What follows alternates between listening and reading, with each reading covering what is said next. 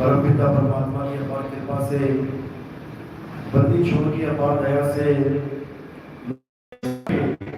सब घटपट मिट जाता है, यानी सब इसके सामने फेल हो जाता है। ये ऐसा ज्ञान है, सब इसके सामने फेल हो जाता है। ये ऐसा ज्ञान है, इसीलिए इसे मूल ज्ञान कहते हैं। तो आज इसी मूल ज्ञान को अच्छे से समझेंगे और कबीर साहब के इस संसार में आने का क्या मकसद, क्या छुपाने आए थे, वो आज सब इस सत्संग में समझा दिया जाएगा। और जिसमें परमात्मा की कृपा सब करता चला जाएगा। तो आज का सत्संग करता चला जाएगा। तो आज का सत्संग शुरू परमात्मा की, कबीर साहिब की, साहिब की, साहिब की, साहिब की, करियापुर धाम की, इस्लाम की, आनंद की, सकल हंस बदली, साहिब बदली, सपना सपना।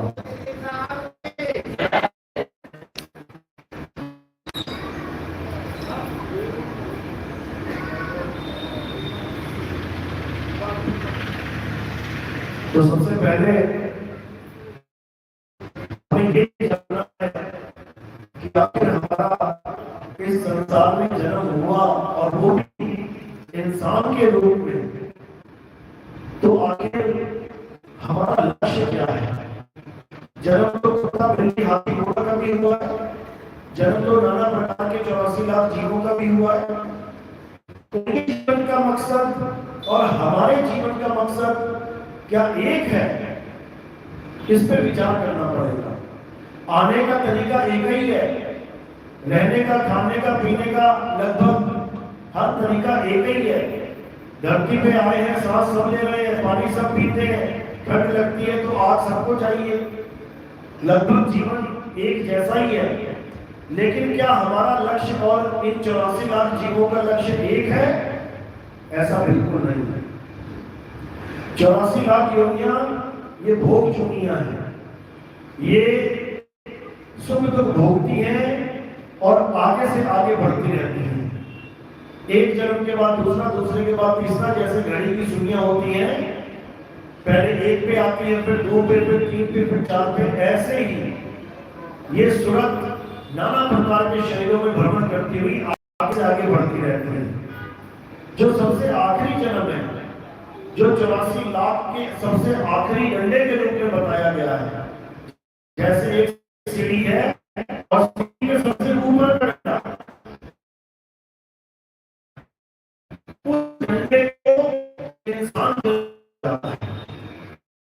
आप वहां से 2 रास्ते, या तो सीढ़ी छोड़ दो, या फिर वहां से गिरता हो, या फिर वापिस इसी रास्ते में आ जाओ। यही पौड़ी है, इसी को बोला, इस पौड़ी पे जो नर चूके आए जाए भूल पाए। तो क्या करना है? सबसे पहले अपना लक्ष्य जान लेना है, क्योंकि सफलता तभी मिलती है जब हमें लक्ष्य पता हो। आप देखो एग्जामों में बच्चे भाग लेते हैं और अपने लक्ष्य को प्राप्त करते हैं, और लक्ष्य पता होगा तभी तो प्राप्त करेंगे, और लक्ष्य नहीं पता तो क्या प्राप्ति होगी? कुछ भी नहीं। तो हमारे सामने लक्ष्य क्या है? 84 लाख योनियां पार करके एक बार हालांकि जीव लेकिन जो शरीर के करके बैठा है, ये बार बार जन्म और मरण में फंसा हुआ है, और इसी शरीर को घर बना के बैठ गए जीव। तो उससे लगता है कि बार बार मैं मर रहा हूं, मैं जन्म रहा हूं। इसी भ्रम को तोड़ने के लिए कबीर साहब इस संसार में आते हैं। वो समझाते हैं कि हे जीव, तू अमर है, तू इस घर से बाहर आ जा कि तू मर जाएगा, तू नहीं मर सकता। इसको और भी संतों ने बोला है कि ईश्वर अंश जीव अविनाशी। जीव को समझाने की कोशिश की गई कि तू अविनाशी है, बिल्कुल उसी तरह जैसे परमात्मा है। अविनाशी दोनों हैं, ईश्वर भी और जीव भी। इसीलिए दोनों को आत्मा बोला गया है, एक तो जीवात्मा और एक को परमात्मा। आत्मा दोनों ही है। आत्मा मतलब अविनाशी तत्व, अविनाशी तत्व को आत्मा कहते हैं। तो आत्मा जीव जीव की अविनाशी है, परमात्मा की अविनाशी है, लेकिन दोनों की अवस्थाओं में बना है। जो जीव है वो आता और जाता है, वो जीव शरीरों में आ है, वो कभी डरता भी नहीं है। इसलिए नानक साहब कहते हैं निर्भय, यानी जो परमात्मा है वो निर्भय, यानी वो कभी डरता नहीं है। निर्भय यानी वो कभी किसी को मारता भी नहीं है, लड़ता भी नहीं है। वो दया का सागर है, वो किसी को कभी कष्ट भी नहीं देता। लेकिन हम किनकी पूजा कर रहे हैं? जिन्होंने मारा भी, काटा भी, जो आए भी, गए भी, जो चलते भी हैं, फिरते भी हैं, जो खाते भी हैं, पीते भी हैं। लेकिन जो परमात्मा है वो आने जाने से रहित, खाने पीने से रहित, अपने जीव सदा सदा यूं ही भटकता रहता है। लेकिन कब तक? जब तक उसके जीवन में गुरु नहीं आ जाता। तो देखा जाए तो संसार में गुरु तो हजारों हैं, हजारों गुरु बने बैठे हैं। तो हमें कैसे पता लगेगा कि इनमें से सच्चा गुरु कौन है? किसी भी चेले को पूछ लो, क्या तुम्हारा गुरु पूरा गुरु है? हर चेला अपने गुरु को पूरा गुरु घोषित करने में लगा हुआ है। हर चेला यही कहता है कि मेरा गुरु और पूरा गुरु है। अब उससे पूछो कि पूरे गुरु की पहचान क्या है? क्या सबूत है पूरे गुरु को पूरा गुरु साबित करने के लिए? उसकी परिभाषा क्या है? वहीं पे ठंडे पड़ जाते हैं सारे, क्योंकि उनको पूरे गुरु की परिभाषा तक नहीं पता।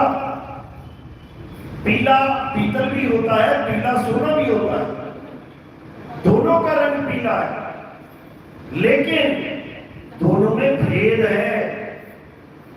इसी प्रकार जगत के गुरु और आत्मा के गुरु, इन दोनों में भेद है।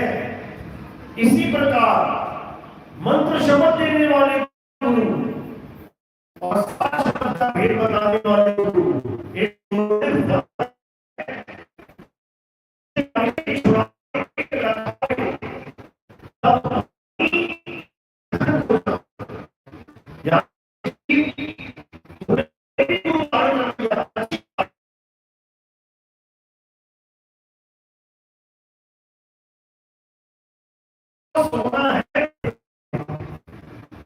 यानी पूरा गुरु वो होता है जो प्रकार के अक्षरों का भेद करते हो, या सतगुरु सतनाम, या इसकी बात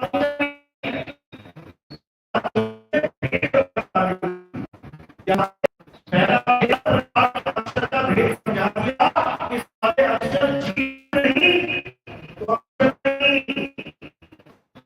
तो पहला अक्षर जो संसार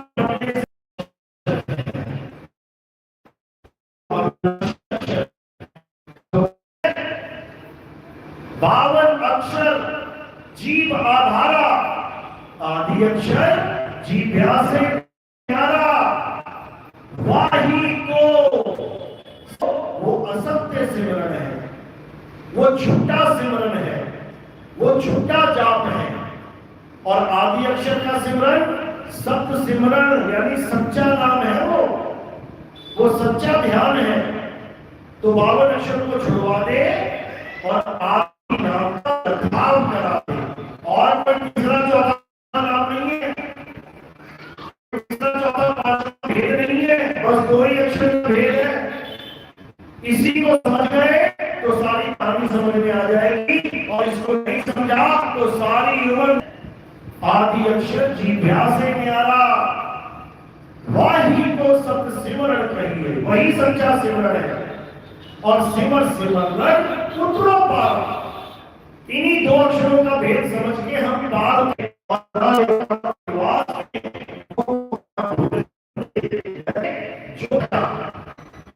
तो कहते हैं उलट समानी आप में ज्योत अनंत, वो एक ज्योत एक प्रकाश की बात नहीं है।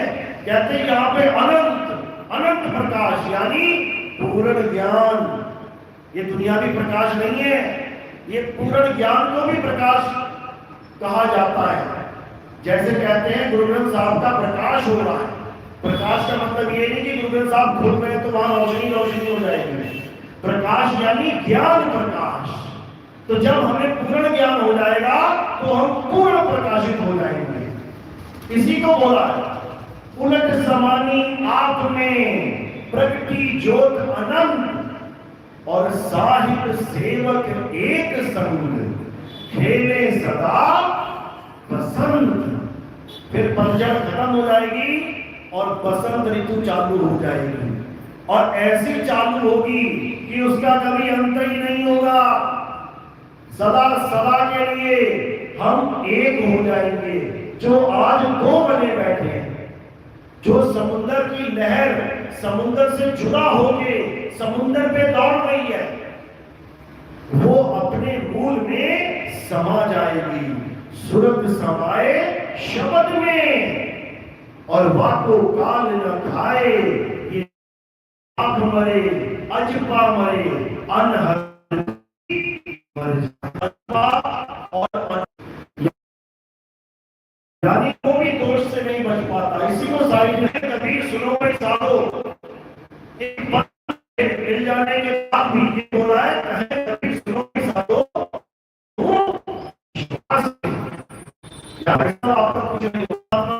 गुरु के वचन पे जितना एक छोटे से उछाल देता है पकड़ लेगा। जैसे ही ऊपर से नीचे आएंगे वो हंसेंगे। कौन सा वाला बच्चा हंसेगा? जिसको अपने पिता पे पूरा विश्वास है। और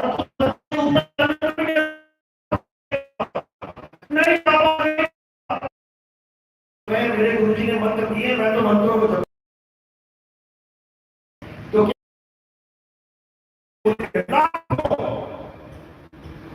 और गुरु ग्रंथ साहब ने किया। अब उन्होंने तो क्या उन लाखों में से केवल 5 और बाकी कच्ची? ऐसा नहीं हो सकता। मैंने पूरी कच्ची बाणी वो होती है जो लिख के मिटाई जा सकती है। कहते ना पंजाबी में, ओ यार तो कच्ची पेंसिल ले ले, ये मटेनी पैनी बादशाह। तो कच्ची पेंसिल में मिटाया जा सकता है, और पक्का क्या है? पेन और लिखोगे तो पेपर से मिटेगा, चलो में रखनी पूरा। एक बाबा आया, वो गया तो दूसरा आया, दूसरा गया तो तीसरा आया, तीसरा गया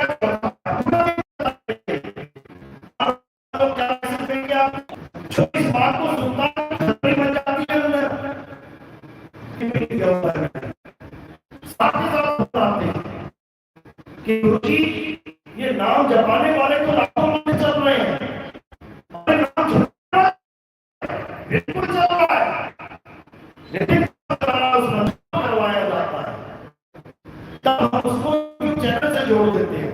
क्योंकि टीवी में 1 घंटा सफर करने का तो 1 घंटा छोड़ो, उसके बाद वो दिन रात ऐसी लगने लगती है। जाओ ज्ञान केवल उसी टीवी चैनल की वजह से प्राप्त हुआ है, इसीलिए मैं उस चैनल को बंद नहीं करता। ऐसे देने पड़ते हैं, हम नहीं। और लखे का वाको नाम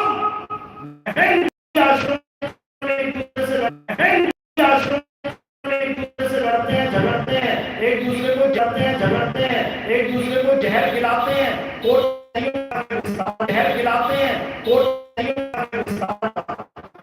अभी कोई बात नहीं निकल जाए, अभी उसी गुरु जी ने, और कौन मरेगा उसमें? सारे चले मरेंगे, उसमें सारे चले मरेंगे। तो ना होगा बांस और ना बजेगी बांसुरी। हमने घर को आश्रम बना देना है, अपने घर हो और अपने आश्रम में भक्ति करो, इसमें क्या दिक्कत है? बाहर ये बनाया जाए संगत आ रही है इसलिए बड़ा बनाना पड़े, अरे सारी इंडिया की संगत बन गई तेरी तो क्या करेगा? अरे सारी इंडिया की संगत बन गई तेरी तो क्या करेगा? पूरा इंडिया खरीद लेगा क्या? है कितना बनाने का जिसमें 140 करोड़ लोग आ जाएंगे, बनाने का क्या? तो ऐसा कुछ करने की जरूरत नहीं है, सबको घर बैठे ज्ञान प्राप्त हो जाएगा, फिर कोई चिंता करने की जरूरत नहीं है। परमात्मा की